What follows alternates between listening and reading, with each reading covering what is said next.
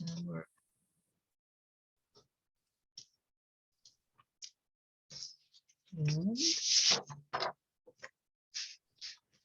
and I want to start the live transcript. And I want to welcome everybody to this joint Zoom event hosted by Women's History Month and the Social Sciences Occasional Lectures. My name is Nina Rosenstand, and I'm a professor of philosophy at Mesa, and I'm also the chair of this series of occasional lectures. A couple of formalities before we get started. And the first thing is that there is flex credit to be had if you are a faculty, and the workshop number is 11438.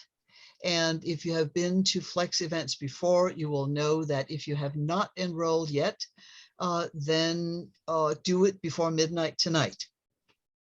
If you are already enrolled, then you just have to verify your presence at any time after this event. And the next thing I would like to address is if you have questions for our speaker during the presentation, you can technically put them in chat. Okay, please, short clarification questions. And then the speaker may be able to get to you during her presentation. But in general, we prefer if you wait until after the presentation in the Q&A session and either raise your hand or put your question in chat. And with this, I would like to say a few words about our speaker, who is Erin Evans, and she is professor of sociology at Mesa. And she earned her bachelor's degree in English literature and psychology at San Francisco State University. And she earned a master's degree in political science at San Francisco State in 2008. She earned her PhD in sociology at University of California, Irvine in 2016. She teaches principles of sociology and sociology of family at Mesa College, including the honors course in sociology of family being offered for the first time in this coming fall. And if you'll allow me a break, I will add more people from the waiting room. There we go. So as a political sociological, Erin's research and teaching programs explore social movements, social movement outcomes, and the ways that activist demands become institutionalized in mass media, legislation, public policy, and in the family. She interrogates incremental policy reform and the long-term effects of laws and public policy that result from activist claims making and protest, but are often compromised versions of the change activists want to see.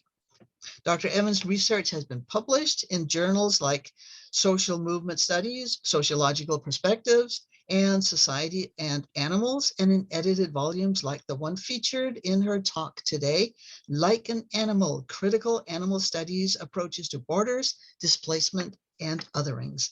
And now I give the screen to Erin. Thank you very much. And I was, I was doing the waiting room for us, Nina. I hope that's all right. Thank you. Okay, excellent. I will take over from here. Awesome. Hi, everybody. And thank you very much for the opportunity to talk with you all today and to talk about some of the work that I do outside of the classroom, but work that appears in the classroom as well, as a lot of my students who are here are going to see. That said, for my students who are here, I'm going to post a link to a survey. Make sure to complete that survey at the end of this. So again, thank you so much. This lecture is anchored to a chapter that I wrote, as Professor Rosenstand was saying. This is part of a chapter that I wrote for an edited volume last year that's called Like an Animal, Critical Animal Studies, Approaches to Borders, Displacement, and Othering. You can see the cover of that here. So collectively, the 12 authors who wrote chapters for this interrogate racism, dehumanization, borders, displacement, and refugees through the lens of what it means to be human versus non-human. The goal of the volume in terms of applied sciences is to argue that we can bend the arc of the moral universe towards justice at the border. And by border, we mean not only national borders, but also borders between what it means to be woman versus man, and all of the biological sexes and genders therein, as well as what it means to be us versus them, what it means to be in this nation versus another nation, all of those kinds of borders. So the book is an invitation to border and migration studies to consider a broader social justice perspective that includes non-human animals. It's also the start of a transdisciplinary discussion about non-humans as a kind of refugee. And how the needs of all can be addressed by addressing refugee interests and issues. In terms of Women's History Month, as you'll see when talking about care work, there is an inherent component that is geared towards looking at women's history, and especially women's history in labor sectors. So the title of the chapter that I wrote for this volume is called Care Movements, Climate Crisis, and Multi-Species Refugees. And as you'll see, that's different from the talk today, because today I'm going to talk about how multi-issued movements that are focusing on care can address structures of violence that lie at the heart of social problems, of multiple social problems, including racial and gender inequities, animal abuse, and the destruction of our planet, which is kind of a lot to do in one talk, to be honest with you. And so I'm going to do a bit of a roadmap. This is for you and for myself, to make sure that we stay anchored to sequences in this talk. So I'm going to start with a theoretical orientation. What I mean by that is the broader research program that this is a part of. That theoretical orientation ties back to the basic theoretical approaches that sociological theorists use. Mine in particular looks at a combination of class conflict theory and then also structural functionalism. And I'll talk about that more. I explore structural violence. I'll define these terms, but I talk about structural violence as a type of political opportunity that activists from multiple issues are coalescing around without it being necessarily deliberate. Then I'll talk about this coalition building through a lens of what care scholars call new care movements. So to dive in, I like to start with this quote and then start with John Lewis. The quote, "If you have built castles in the air, your work need not be lost. That is where they should be. Now put the foundations under them." So that's Henry David Thoreau talking about ideals, right? Idealism and the ways that activists have goals in mind that are oftentimes seemingly not feasible because they're big goals. Sometimes those goals are like transforming the structure of our political economy. Sometimes those goals are as simple as protecting one group of beings, whether that be human or non-human. So when these goals are big goals, oftentimes activists have to work incrementally to get to those goals. And folks who are aware of issues with political science and debates about the nature of our democracy and pluralism, whether or not we have a genuine democratic society. When we think about incrementalism and think about getting to a place where activists want to be step by step, it becomes very messy as far as whether that works. So anyway, we have to think about the state in order to think about whether incremental reform, whether it works, how it works, how we can make it work better. So this picture here is of John Lewis. This is John Lewis, rest in peace. This picture is from the 1960 lunch counter sit-ins in Nashville, where activists were fighting for civil rights for Black Americans. Back then, John Lewis was considered an extremely radical civil rights activist, and radical. He was considered a public threat by criminal institutions, right? He was at the forefront of movements that were seeking change that people were afraid of.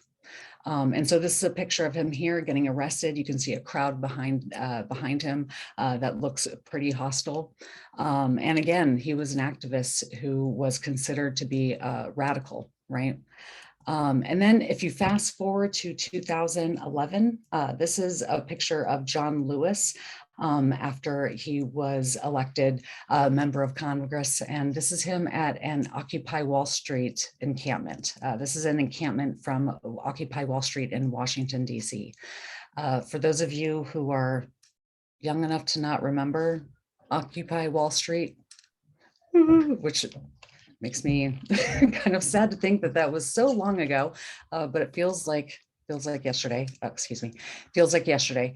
Occupy Wall Street was a decentralized movement where people would take over public spaces and create alternate lifestyles that sought to show how we did not have to live within the confines of a corporate system. These encampments were typically anti-hierarchical. They were consensus-based. They did not have leaders. They did not want leaders as spokespeople. They would revolve who got to speak for the movement.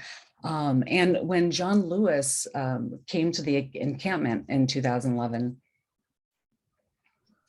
to speak in support of Occupy Wall Street, because he saw that like what he was trying to do in the 60s was connected to this movement, trying to do something that was also quite radical. He went there to speak in favor of Occupy Wall Street. And you can see this person in the background in the picture who's got his hands up like this. And that sign is what Occupy Wall Street folks did to disrupt consensus, right? To say like, if we have one person who doesn't want this to happen, it doesn't happen. So when John Lewis went to speak, this person blocked it, right? And John Lewis was actually blocked from speaking altogether because of this idea that he was a part of the system. He was a part of a political system that the activists wanted to be away from, wanted to offer an alternative from. So a lot of us, me included, a lot of people were pretty unhappy with this, right? I suspect a lot of these people in the crowd didn't even know who John Lewis was and the effects that he had on social justice in the US.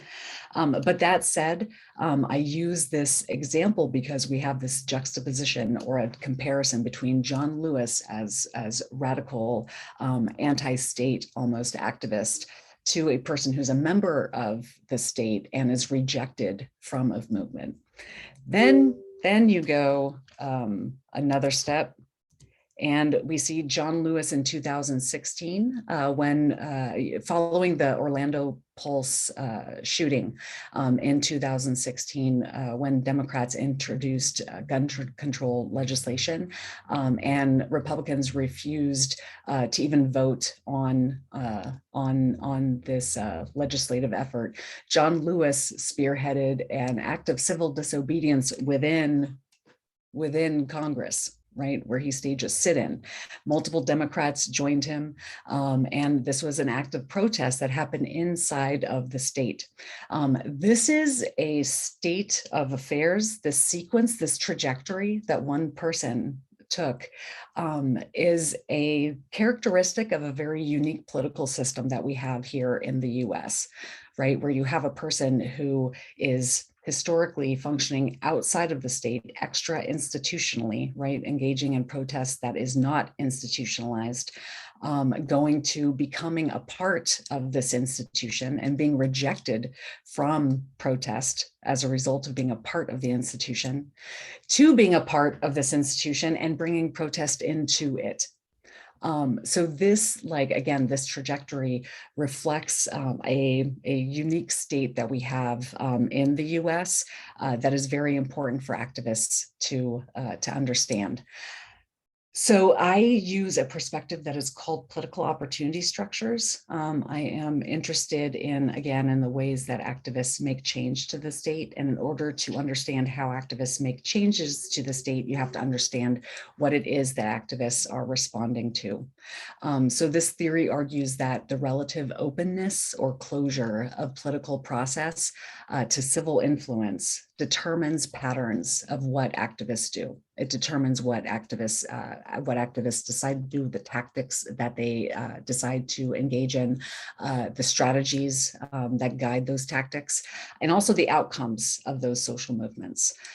So this theory looks at how activists respond to opportunities and constraints that our political systems create for us. So for instance, like in California, we have a referendum process, right, where activists can put their demands on the ballot with enough signatures. And this means that activists in California are more likely to use state legislation as a tactic in their claims making. And the effects of using that political opportunity, especially over time, is questionable in terms of like what state legislation does. Given the amount of laws and policies that have been passed to address experiences of sexism and racism, homophobia, ableism, and the lack of substantive change that those groups experience after having legislation passed, leads us to have to question what these political opportunities actually afford us. Going back to the pictures that you're seeing here, and political opportunities that activists faced in the past with questionable results. We have Sojourner Truth, who identified and explained the problem of white suffragists neglecting and opposing Black rights and liberation movements in the speech that she made, Anti-Woman.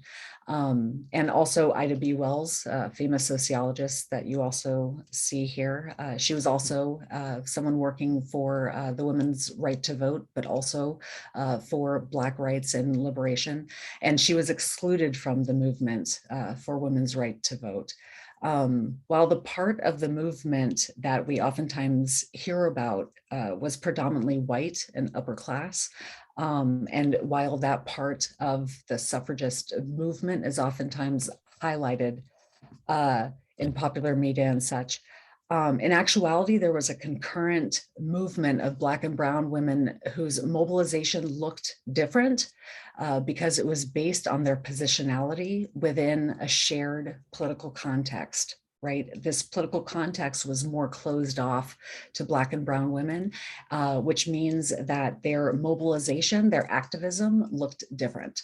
So again, in a lot of the history that's highlighted, we hear about the white upper class part of the women's rights movements as being the only movement. But in actuality, we have a concurrent movement that was just as important and just as powerful, and one that was structured through the care work that Black and brown women often were providing during that time.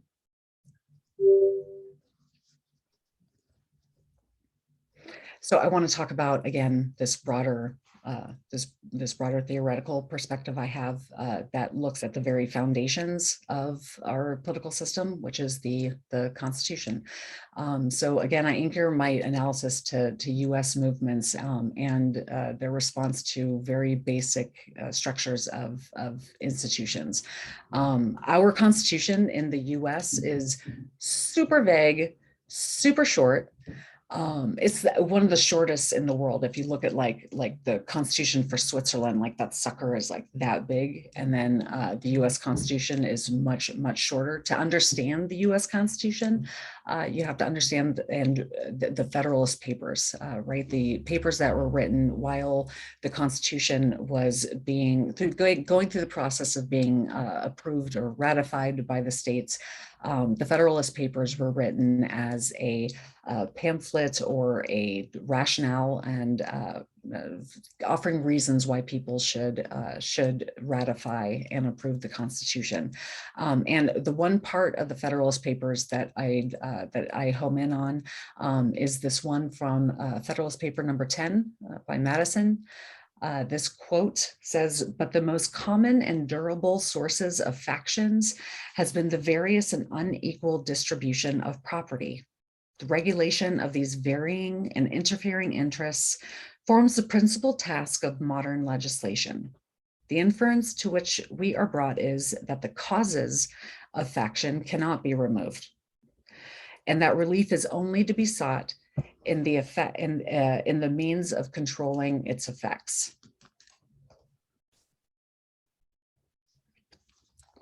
So what this means is that by factions, it means that we're always going to have conflict. We're always going to have groups of people who want to get what they want. And sometimes those things that they want is contradictory to what another group wants. So James Madison was highlighting how this is always going to be a state of affairs. People are always going to fight for what they want. They're always going to fight over property that is not distributed equally. And that's one assumption that we can confront first, is that there's this assumption here that property is always going to be distributed in an unequal way. And so the inference, right, the conclusion that the founding fathers came to was that we have to control the effects of these factions who are fighting for what they want.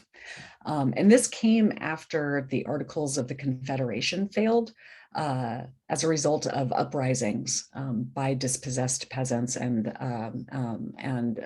farmers, right? And so the constitutional designers were very preoccupied, were very focused on preventing these kinds of revolutionary movements.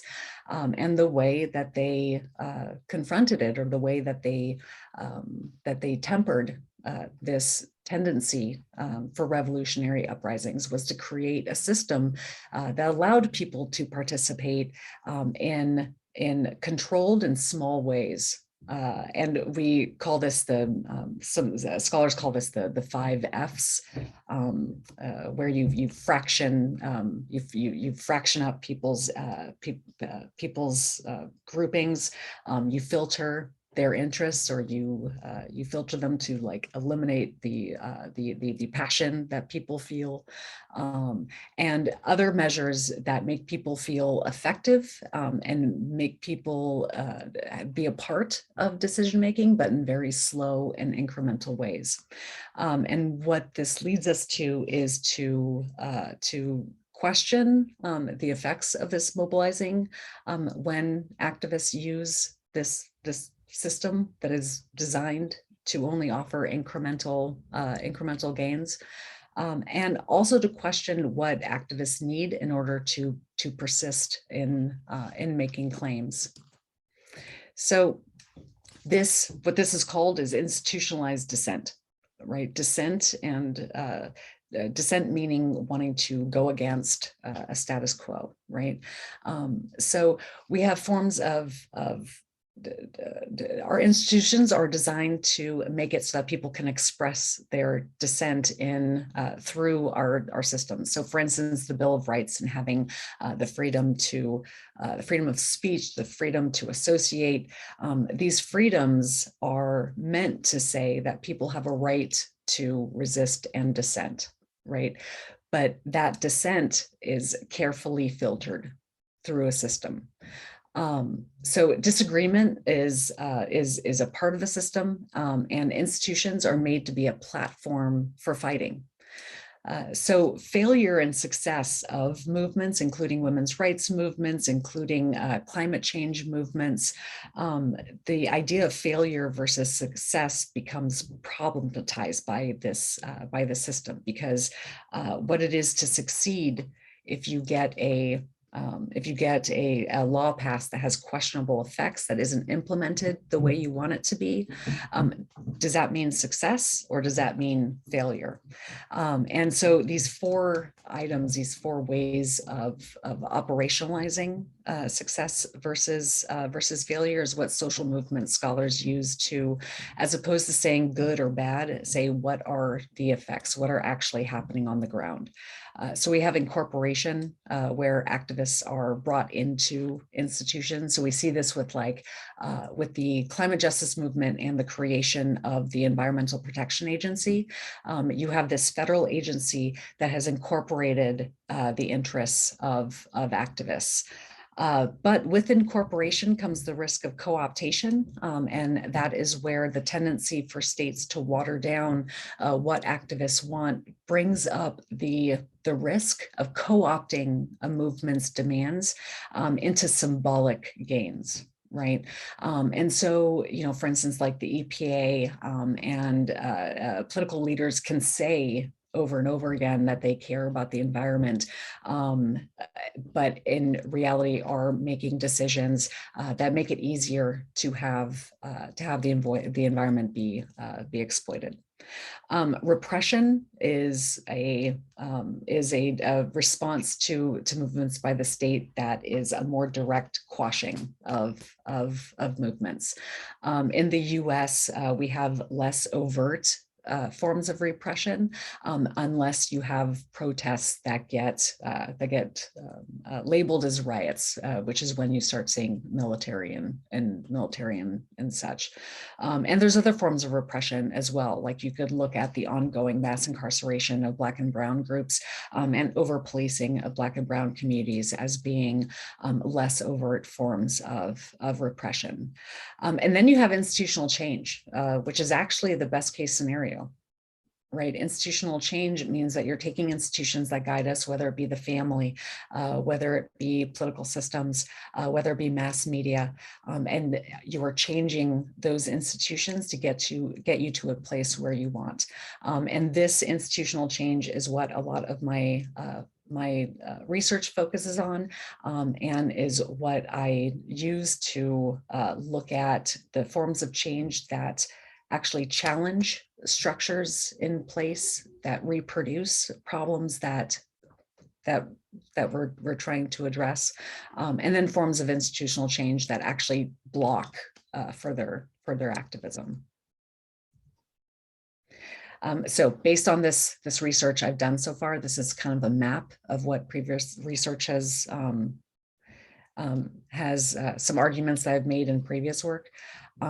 So what we see here, I call like an inside out strategy. There are institutional tools that lead to continued mobilization. So like the first thing I look at is how social justice is a moving target.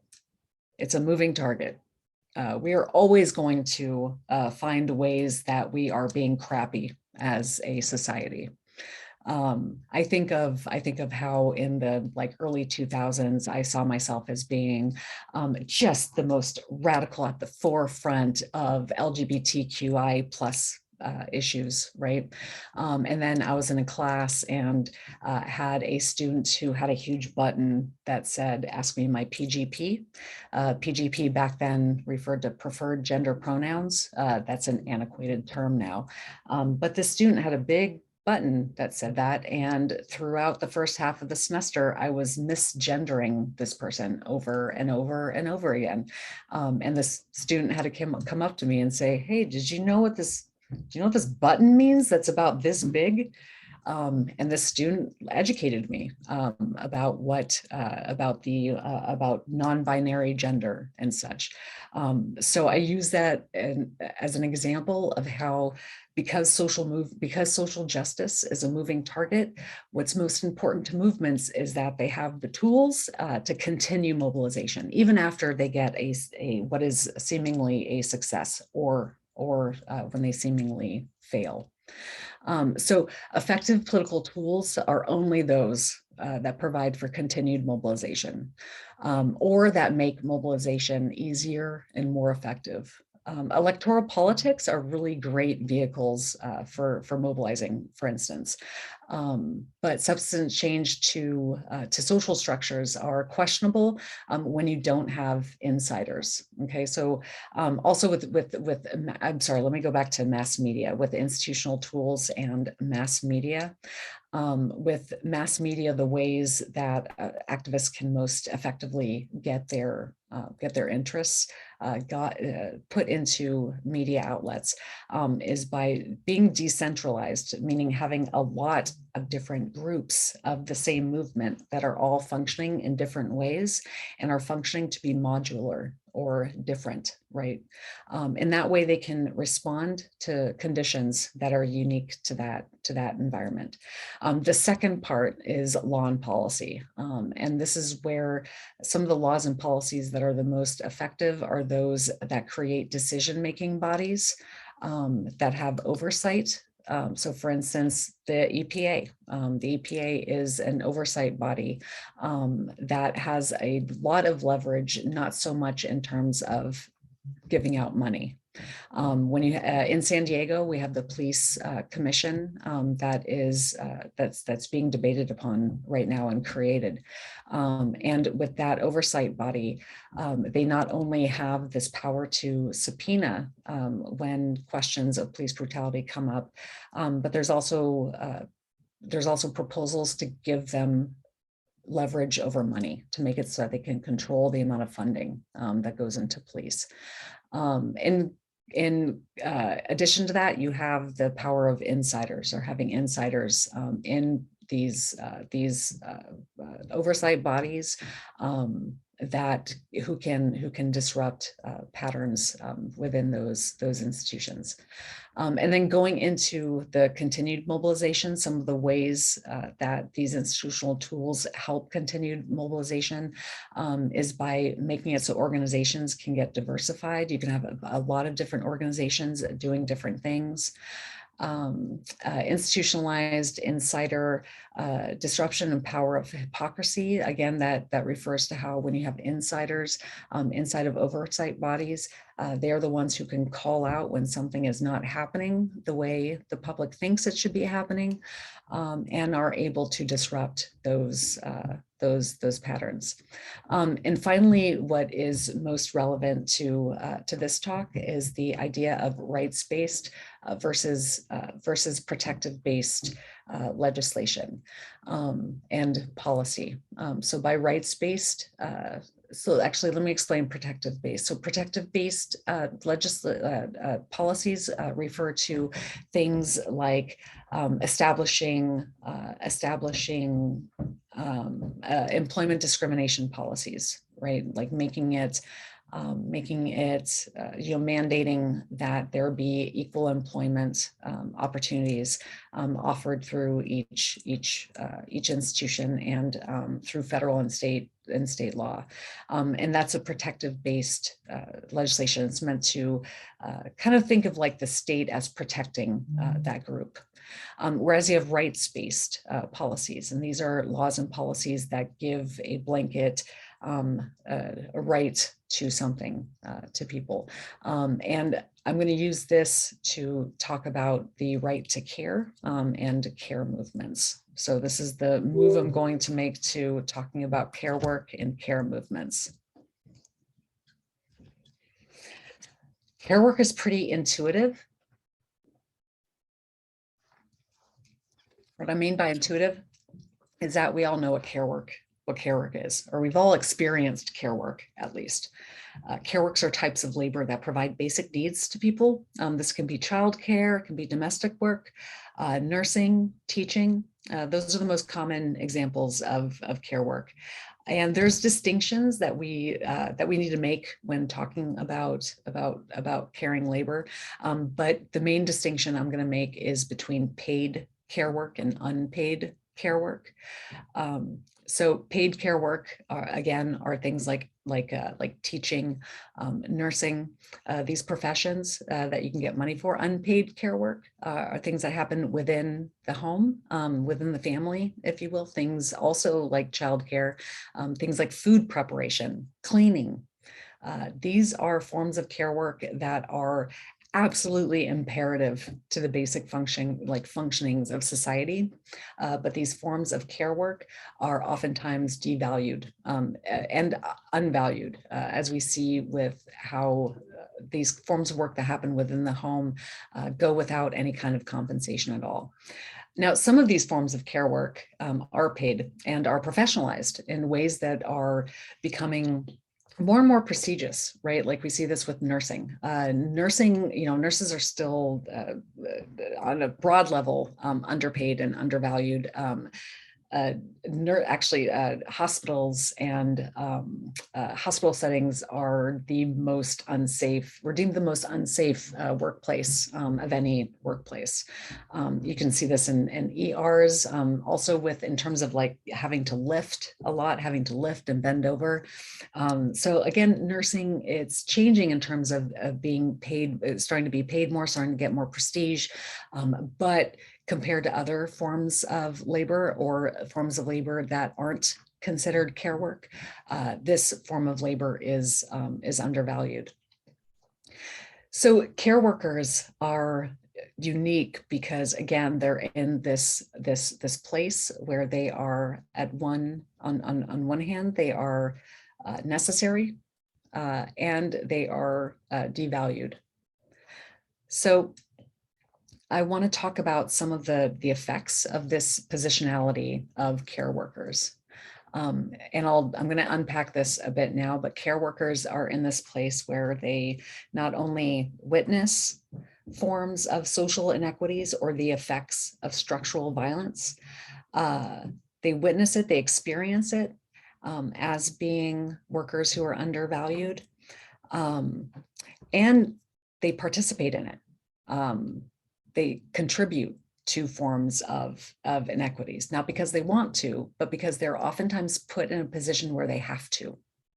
And I'm going to unpack that in a minute. But first, I want to talk about some of the ways that care workers, because of this unique structural position that they're in, care workers and their movements have been at the forefront of public health and social justice movements. And they've been at the center of it in ways that challenge those forms of structural violence that create multiple forms of inequities. So I want to talk about nursing. We have a lot of students here who are going into nursing, but I could have easily done this with social work. I could have easily done this kind of historical overview with teaching. But for this, I'm going to focus on nursing. So historians of nursing often reject the notion of like professionalization because it negates how nursing is inherently tied to societal conditions. And so for that reason, nursing is often called a professional identity as opposed to being a profession. Right. And so those of you who are going into healthcare, going into nursing, that little tidbit might resonate to you as you move forward. And I want to talk about some of the nurses in history who demonstrate how this one form of care work has been central to movements for public health and movements for social justice. So I'll start with the example. These are the two like most common examples from history. Florence Nightingale, she's considered the founder of nursing. She was an English social reformer, but she also addressed broad social issues through nursing and healthcare. She's famous for her work during the Crimean War for establishing hospitals for wounded soldiers. She demanded that the British government be held accountable for proper medical care of its soldiers, which seems really obvious now because it's taken for granted. But then there was little knowledge about the importance of proper hygiene and proper practices for caring for the sick and injured. Neglect of soldiers and veterans historically galvanizes society. We still see this. We care about people who were sent into war. And Nightingale then used that frame to diffuse an ethic of care back to England, where she continued establishing healthcare that was available to everyone. So while she used soldiers in war to legitimize the right to care, she used that as a way to bring it back to England, which is important for this talk and this idea of care work and care movements challenging structural violence. So in doing so, she established this important connection between nursing and public health and social justice. Dorothea Dix is another popularly used example. She did something similar in the US. She was one of the first public health nurse activists during a time when workers didn't have access to medical care.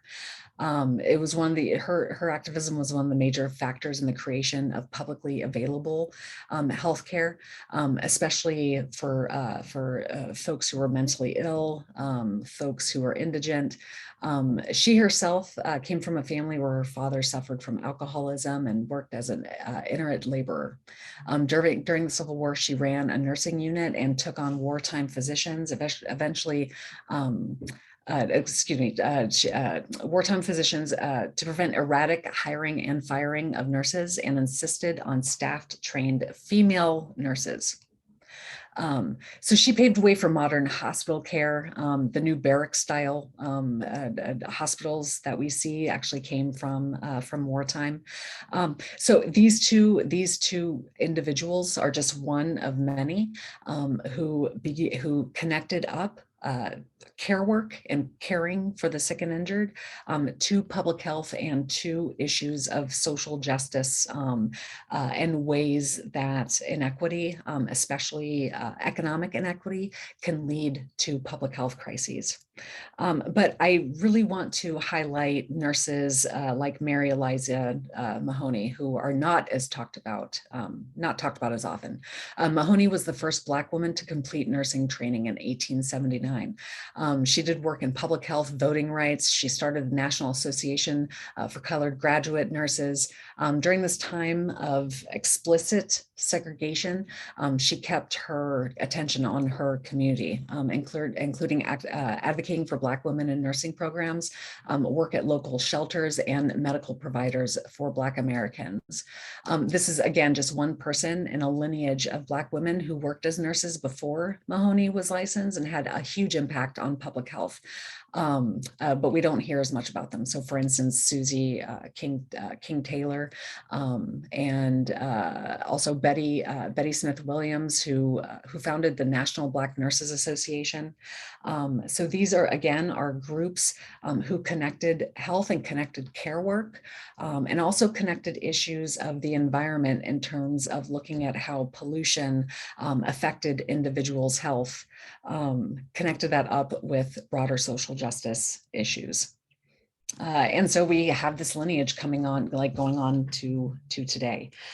In the top right-hand corner, we have the New York Black Nurses Association, who were mobilizing on behalf of staff-to-patient ratios with nurses. So going beyond public health, care workers have been central to multiple mass social movements in the US. In terms of other forms of care work, during the Montgomery bus boycott, the Club from Nowhere organized maids and domestic workers who wanted to participate in the boycott but couldn't necessarily join in as activists sitting in and such. And so Georgia Gilmore, you have this picture in the bottom left, The Secret of the Civil Rights Kitchen, which is a book that came out relatively recently. This also brings me another example I didn't bring into this talk, is during the Flint sit-down strike. The wives of men who were striking inside of the Ford plant, GM plant, were integral to the sit-down strike in terms of providing food, in terms of providing protection outside of the factory to workers there. You have Domestic Workers United, which is a kind of now is an alt labor organization that serves to organize domestic workers and laborers to fight against exploitation of domestic workers. And then tying it back to nurses, in the bottom right-hand corner, you have nurses as part of a group who are fighting against environmental destruction, looking at the connection between environmental destruction and public health outcomes.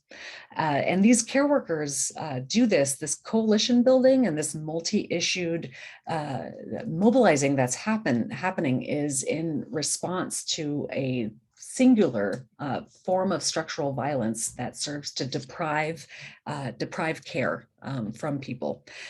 So going back to defining terms, structural violence, when you think of violence, you oftentimes, we think of like, if you hit somebody or you bash a wall, it's something that's very direct and physical. And medical anthropologists have been very helpful in offering a term called structural violence, particularly Paul Farmer, also rest in peace, who passed away very recently. He wasn't the first to use this term, but in his books, including Pathologies of Power, he discusses how violence isn't just in the form of physical violence, overt violence, but can also come in the form of structures in place and social arrangements that put specific groups of people in harm's way.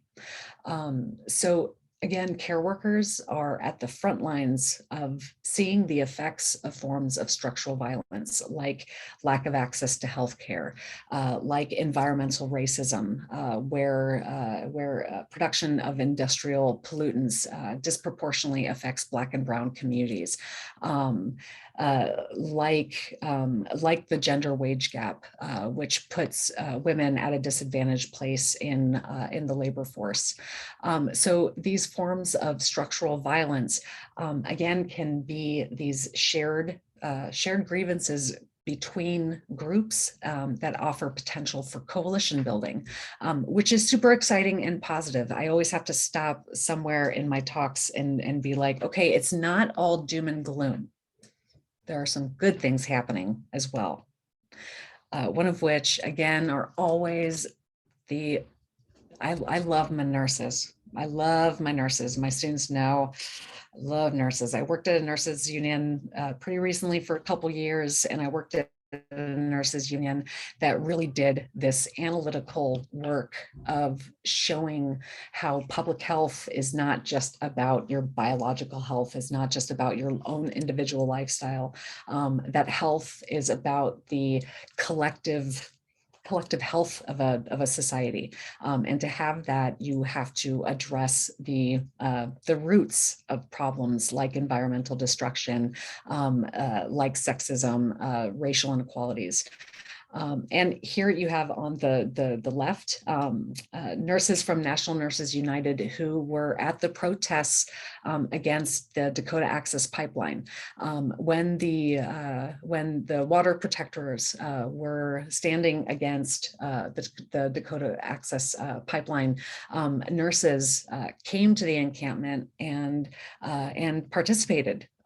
They were a part of the movement, and that was because they recognized that this commodification of the environment and this commodification of water was affecting not only Native American groups that were in this area, but were affecting everybody in terms of compromising our environment. And so again, care worker, and then you have these other pictures at the bottom right. This was at the start of the COVID pandemic when nurses went to DC and set up pairs of shoes for nurses that had died as a result of the pandemic. And then upper right, why are nurses priceless but penniless? So when I think of care workers as being at the forefront of structural violence, I think of ER nurses that I worked with and what they call frequent flyers. Again, people here who are going into nursing, try to remember this, because I promise you it's going to come up.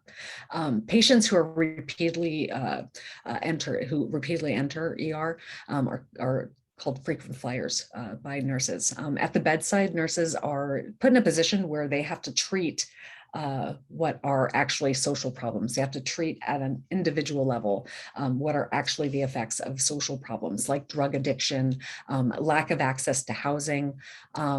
So with increased patient loads, nurses also often have to prioritize getting patients out as quick as possible to make room for patients coming in. So while nurses experience structural violence as undervalued healthcare professionals who are predominantly women and women of color, they also witness their patients experiencing structural violence, and then are forced to, or put in a position where they perpetuate it by needing to make room for more patients because healthcare is not given enough resources.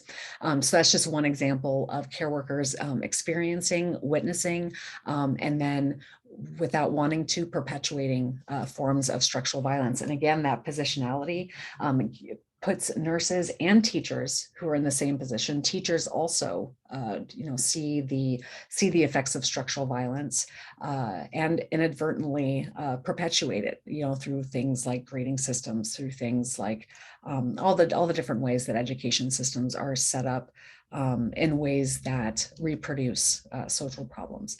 But in being in that place, in being in that terrible place, care workers also are in a position to exert tremendous change and to form coalitions across movements. So I call it, so these are, intersecting structures of violence. When I was writing the chapter, this quote, this was when the Amazon forest, there was a massive fire in the Amazon forest before pandemic.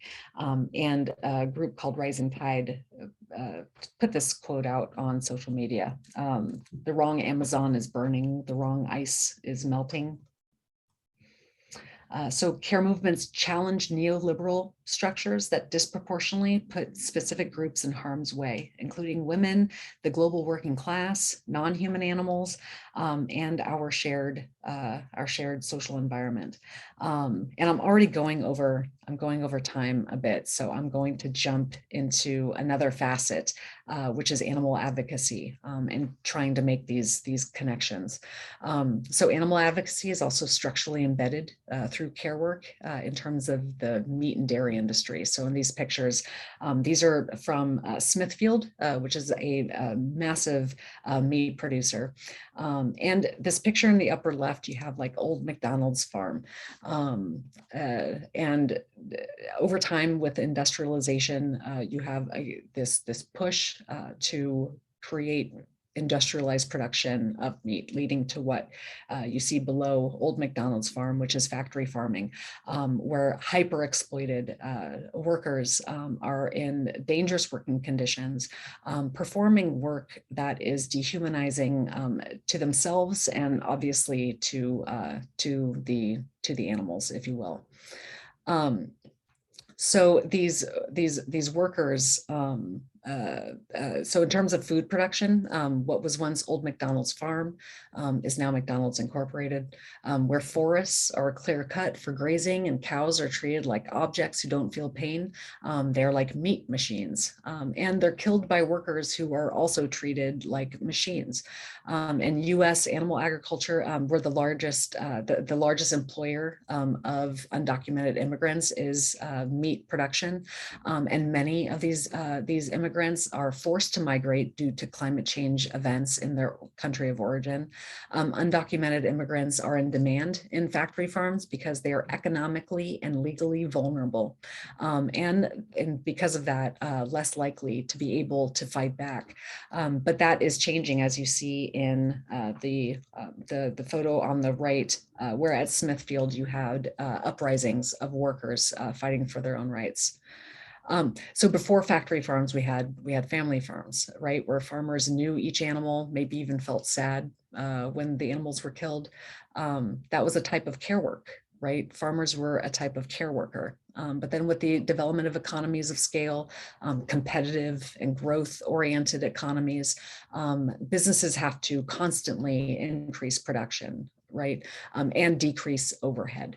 And so this dividing and mechanizing de-skilled what was previously animal care, right? So in animal production, the more animals you can kill every day, the better your business is going to do. And it's a structural condition that facilitated the emergence of industrialized factory farming and transformed the caregiving family farmer into exploited workers that we see in undercover videos. And this is one thing that I get pushback. I get a lot of pushback from animal rights activists because part of what I claim is that workers inside of factory farms who are often demonized and blamed for the abuse that we see.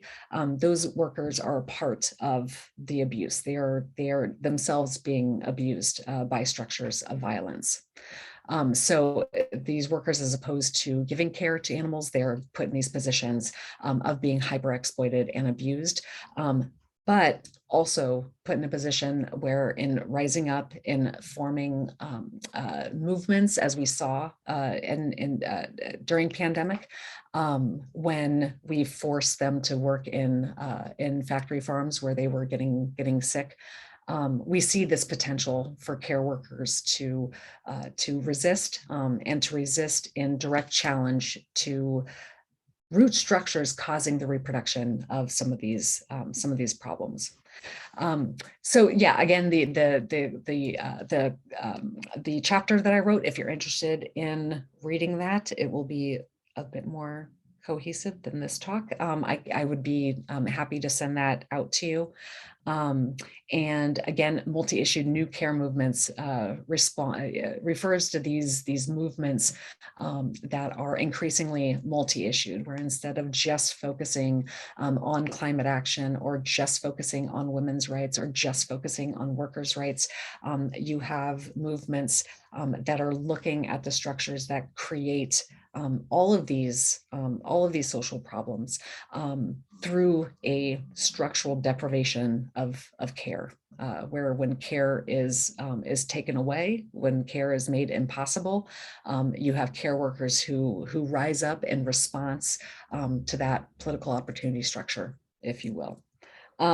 So I'm going to end it there so that we have plenty of time for Q&A, and yeah, and that's it. Thank you.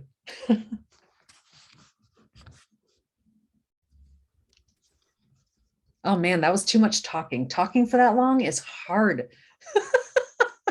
I never talk for that long. Do y'all have any, so yeah, I guess we can just open it up and see if anyone has any questions, comments?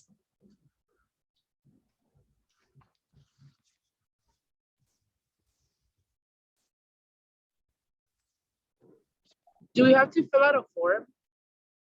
I'll plug in the survey in a moment.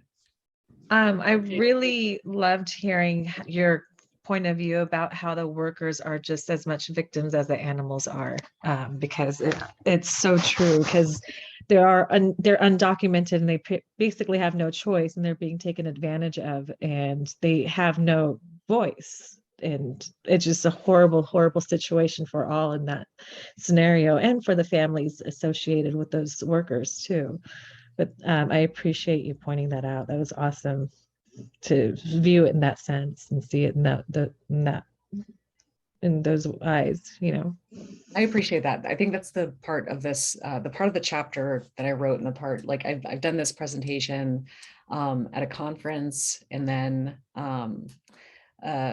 in a symposium, and especially during the conference I presented at, it was for the American Sociological Association's Animals in Society section, and holy cow, I got a lot of pushback, like severe pushback. Like I'm talking like on a personal level, I had like colleagues who had been friends who I'm not friends with anymore, because it was like, how can you defend people who are committing these acts of violence against animals? And it is hard. Like when you watch the videos, it's like, oh my gosh, how do you excuse that? But it's like, it's not about the individual person. It's about Exactly. like, why are they doing that? Like, what is it that is making them so angry? What is it that's making them so frustrated? What is it that's making them act? Because nobody wants to do these things. No, and we don't even view it in that sense. And to point that out and to see that really hit me. Thank you. I appreciate it. Thank you. Erin, we have a raised hand from Kyle. Go for it, Kyle. Hello. Hi. Hi. I also really agree with the point of view of the workers also being part of the, the group that's being victimized, I guess. I thought that was a really good point. But one thing I found really fascinating is just the intersectionality of all of these things and how they all kind of work together, to cause these differences in society. It really got me thinking of, how, one thing causes the other, but they're not these isolated things in their own categories. They all intermix. And I just thought that was really fascinating. So thank you for your presentation and sharing this information with us. Thank you, Kyle. I appreciate that. It can kind of be overwhelming, the ways that you see the connections between these issues, because it's like, oh my gosh, like which activism do I even do? Like which petition do I sign? Which protest do I go to? Because you can't go to all of them. Yeah, that was the conflict I was having in my head, is like, wow, this, you can almost go down a rabbit hole of, one thing leads to another. I guess the same thing is, the same concept of how, one thing leads to another, like how you mentioned the structural violence.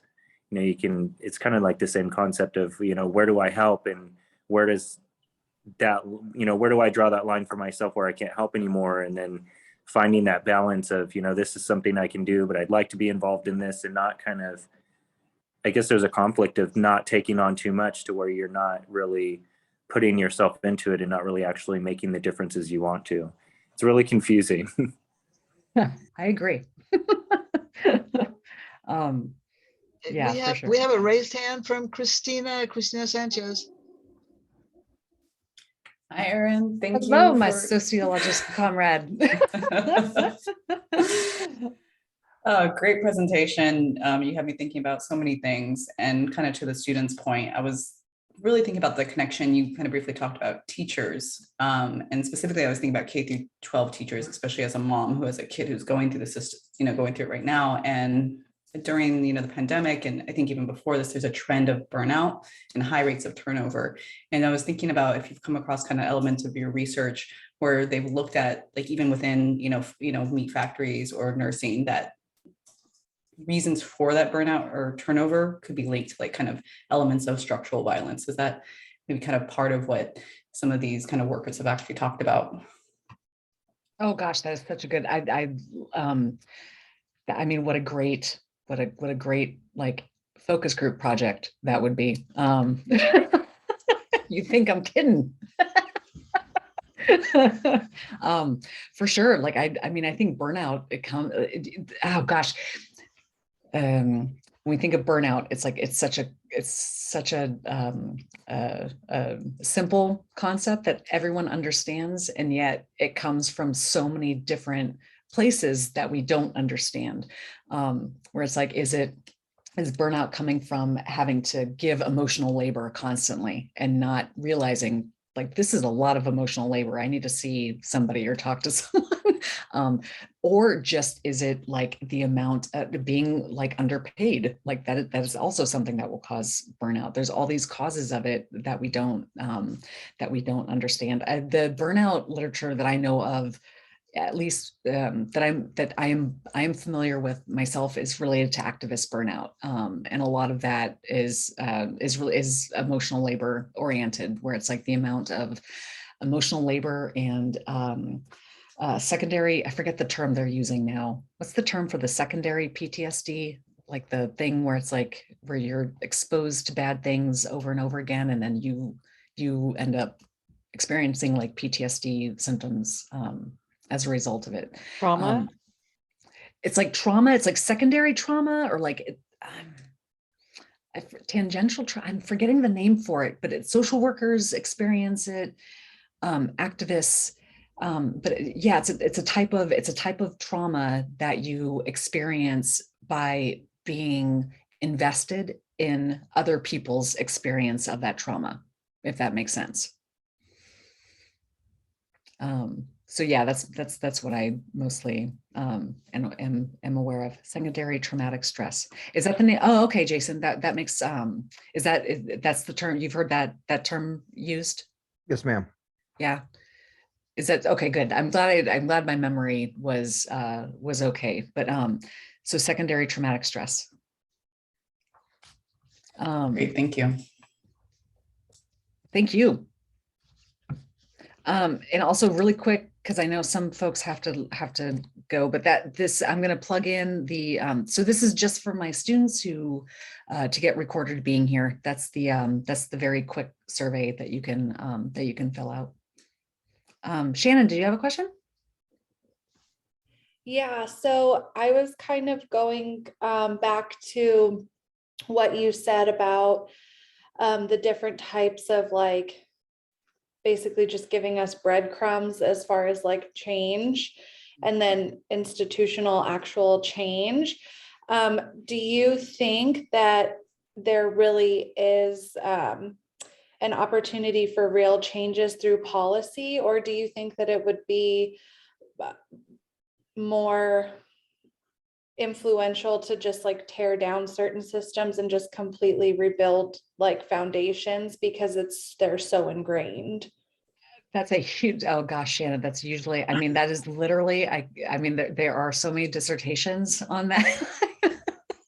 But I think like what most social movements folks would say, like folks studying outcomes, you need all of it. Like you need all of the tactics. The most successful movements are ones that have a diversity of organizations. They have a diversity of tactics.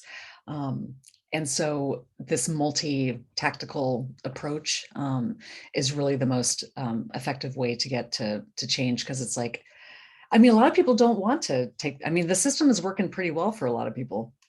So it's like, okay, well, how do we, is there a way? I think that, you know, there's a couple terms for it, and I'm blanking on the names, but the concepts are like radical reformism.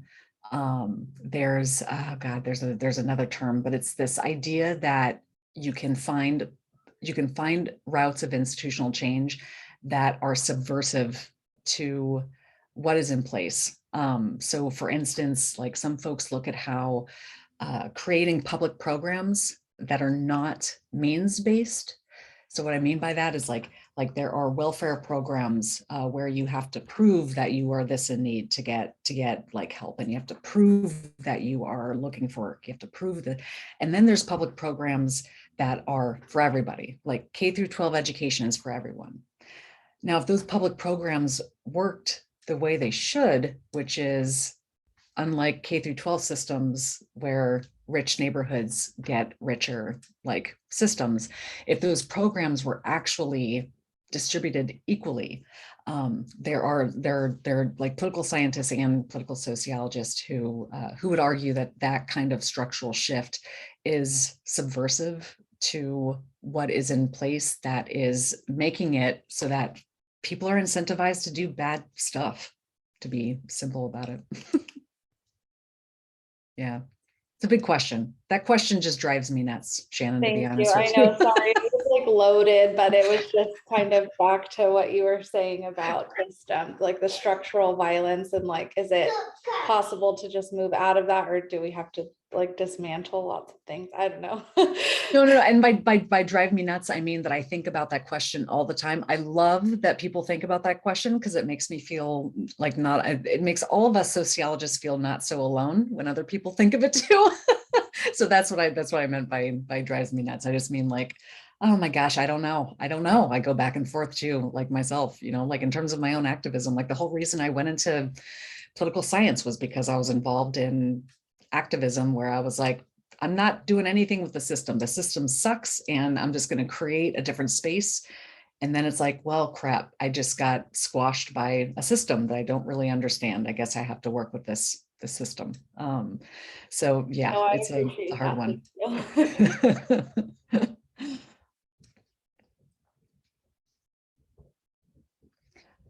Any other questions? I know, Nina, I know you had some other things that you wanted to announce, right? Yeah, but I have, did I unmute me? Yes, I did. I have a comment because it was about the undervalued care work, which really struck a chord for me. Now, I'm originally from Denmark, and I've lived here for, I don't know, about 150 years, but originally I came from there, and I still have very close connections. And you were talking about how nurses are undervalued, and I think we all know about that in some form or other, but it's very often opposed to doctors being valued. So the doctors, yes, they are the real people, and the nurses, they are the underlings and so forth. But in Denmark is what I'm hearing recently, not pre-pandemic, I gotta say. So I don't know if things have changed, but now in Denmark, the majority of doctors are women. And apparently that is resulting in a lowering of the valuation of the profession.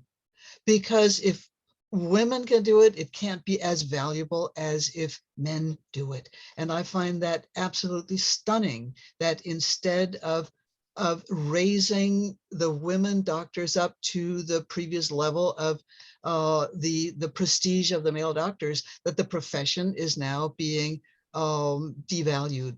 Have you heard anything about that? Is there anything similar in this country? Oh my God. Like Professor Sanchez and I were just talking about, we're going to be doing an event in 1 week from today on gendered professions. And what you just mentioned, I want to incorporate into it because that is super, super interesting. And the thing that comes to mind that we were talking about that Professor Sanchez and I were talking about was veterinary medicine. A similar thing I can think of is in veterinary medicine in the US. Like I remember I was going to go to vet school in my previous life, and I used to go to UC Davis's vet school just to look around. I went there twice. And I remember walking up the staircase, and it had pictures, like the class pictures of the graduating classes. And when you go back to like 40s and 50s, it was all white men. All white men were the veterinarians. And as you walked up the stairs and then went to more recent, in about like in the 70s, 80s, that reversed, where now it's predominantly women. At least at UC Davis, it's predominantly women who are in vet school. And so you had this drastic change in the gendered makeup of vet school.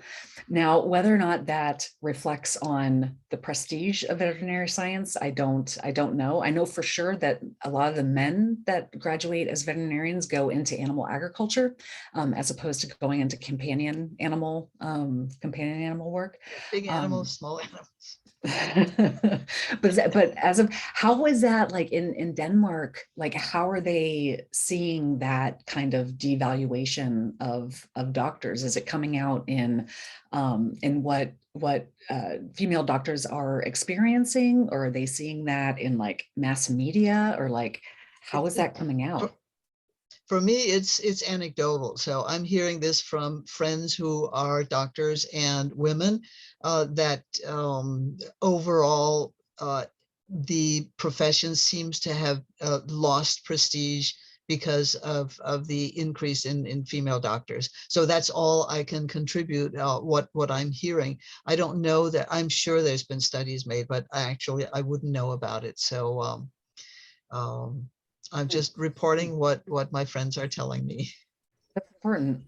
To that, I could add also, like in the literature on sociology of education, there has been some like kind of testing out of theories that women, as they've gotten more bachelor's degrees, because in the United States, women are actually outnumbering men in getting bachelor's degree, that now education itself, higher education and different kind of levels of it are being devalued now that women are doing so well kind of overall.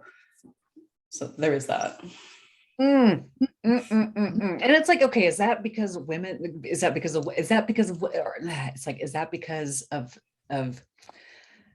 being stigmatized, or is that because of occupations becoming more open to where you just have more people going in there. It's like, I think of like the flooding of the academic market with degrees in general, where, yeah, like, is it because there's just more degrees going out and so there's more women, or is it because of this like devaluation? And it's happening together, right? It's like both of it have Oh, both of yeah, them. it's probably more complicated.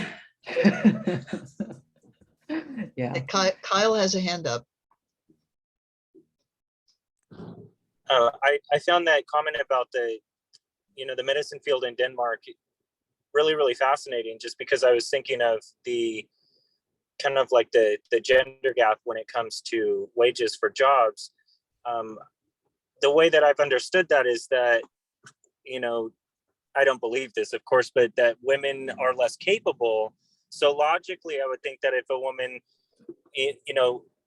were able to become a doctor, that would be considered more valuable, because to start out with, society assumes that they're less capable. So it's very confusing why that happens, because if you thought about it logically, and that it was true, which it's not, that women were less capable, wouldn't it take more work to get to that point and to be in that field?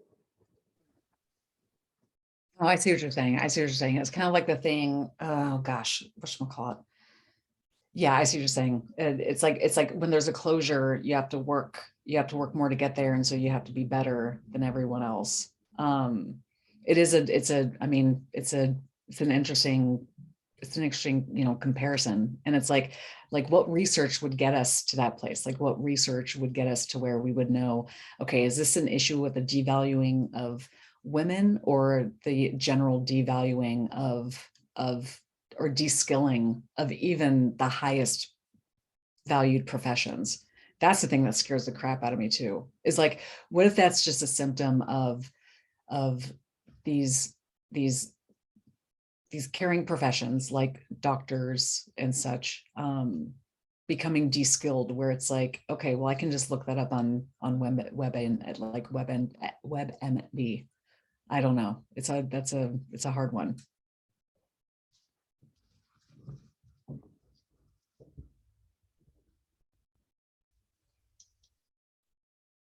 Do we have any more questions? Hi, Professor. I'm one of your students. It really brought to my attention about how you talked about care workers, and specifically ones who aren't paid, for example, moms or even stay-at-home moms. And I'm not a stay-at-home mom, but it just really brought to my attention because I've seen in family how certain moms I know that have had to stay at home just because they want to take care of their child, are underappreciated usually by their husbands. And I just thought about how they're not it's not really seen as an actual job, if that makes sense, because it's not paid, because they're not bringing something economic to the household. And that absolutely, and Sonia, that is on a national level too, right? Like I'm gonna plug, and in our courses, it's very likely Care work is the kind of work that you've seen this video in the course, but there's a short video that I use because it's just very succinct in terms of talking about implications of unpaid care work, where like on an international level, this becomes important because of how we quantify GDP. Like one of the ways we quantify like the like how much a nation is thriving or how well it's doing is by calculating its gross domestic product. And care theorists use GDP and use measures of like the amount of unpaid care work that happens in a nation. And if that were to be paid, what that domestic product would look like, what GDP would look like if that were considered a part of the production economy, and how that would absolutely alter how we perceive of a country as being productive, quote unquote, like, or not. So yeah, that link I just plugged in describes like unpaid care work and some of the political implications of unpaid care work.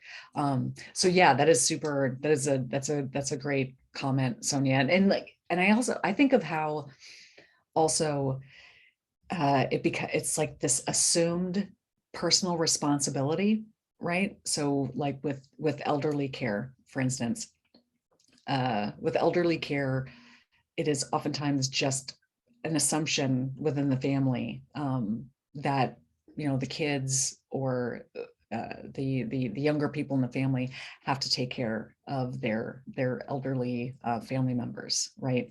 And the fact that we don't have more political demand for resources to care for the elderly the same way that we have resources to care for kids who are 5 to 18 in the form of like K through 12 education.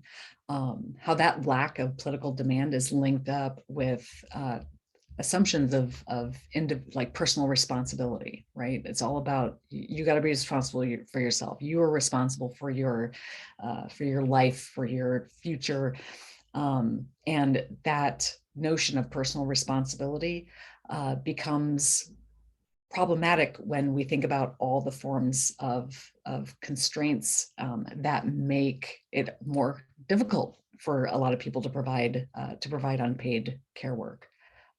So I think it's really important, especially in terms of like mental stress and some of the increases in anxiety and depression that we have in the US, and that being linked up with a very systematic depriving of social resources related to care that we've seen, especially over the last like 40 years. So thank you for mentioning that, Sonia. Yes, thank you so much for your response, and I'll watch the video after this. Shannon, did you want to chime in? I just wanted to kind of like, I like how you brought up like the mental strain of unpaid care work. Just as a mom of 4, I stay at home now since the pandemic because it's cheaper for me than for like us as a family than for me to be working. So, but it's like when your kids can go to school or something, you get a mental break. But when you're home with them, you never kind of get to turn it off. It's almost like 24 hours a day, even if you have a partner which I'm fortunate to have, that is like very involved in parenting as well. But just like what Sonia was saying, it's like a lot of people don't think about that aspect of it, as far as like the mental strain that it's even when you're not working, you're working. Absolutely. Yeah, that was Arlie Hochschild wrote a book, The Managed Heart. And that book was like one of the first to introduce the idea of like emotional labor, and that being a part of a lot of occupations that are predominantly female. So she looks at like, at flight attendants for hers, and how like the emotional labor involved in being a flight attendant is it's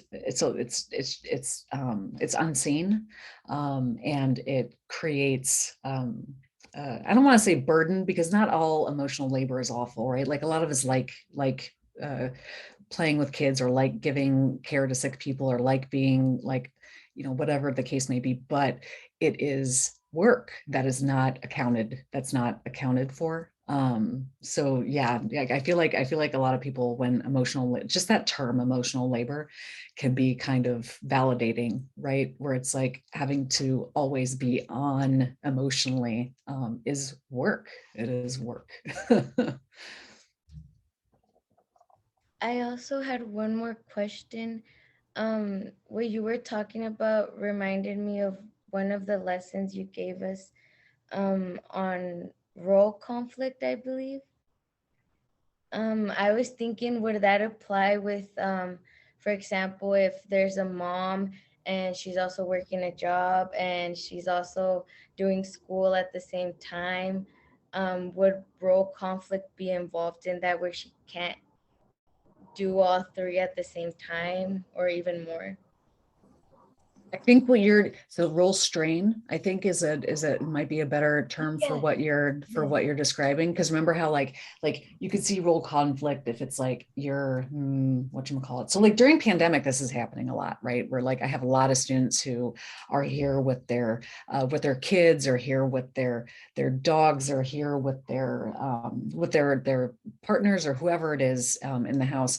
And you have the conflict of like student and then mom, sister, friend, whatever the case may be, where it's like these two things make it difficult. They're coming in tension.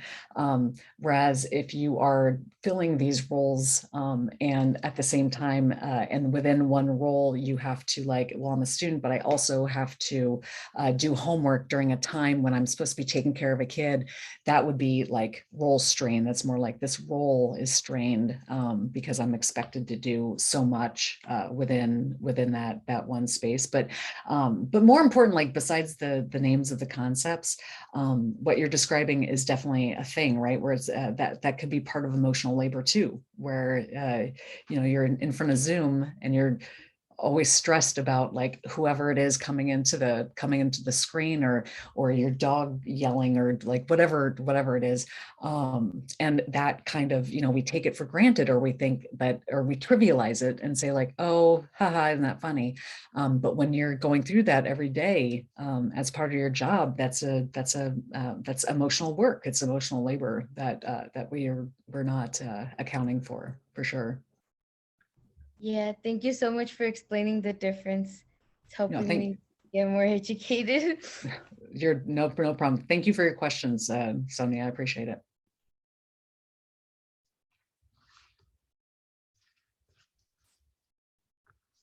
Any questions from anybody else? In that case, I want to say thank you so much to Erin for a fabulous experience. I think we all appreciate it, and I certainly appreciate all the great questions. And I want to remind faculty that the Flex number is 11438. And if you haven't signed up already, then sign up before midnight tonight. And I also want to plug our next occasional lecture, because that has turned out to be extremely timely in a sort of sad and disturbing way, because our colleague Ina Konevsky in psychology is going to be talking about, and this has been planned for a long time, on April 8th, she's going to be talking about Beyond the Iron Curtain, Personal Context of Late Stage USSR. And since Ina originally was from the Ukraine, then that will be as timely as any talk about current political issues can be imagined to be. So we hope that we can hold this in person in the Commons in room 211. If there's a change in the pandemic conditions, then it will be Zoom, but I hope that we can see you there in person on April 8th at noon with the next occasional lecture. And I want to thank everybody for being here, and wish you a happy spring. Thank you so much. Thank you, Erin. I will close the meeting. Take care, everybody.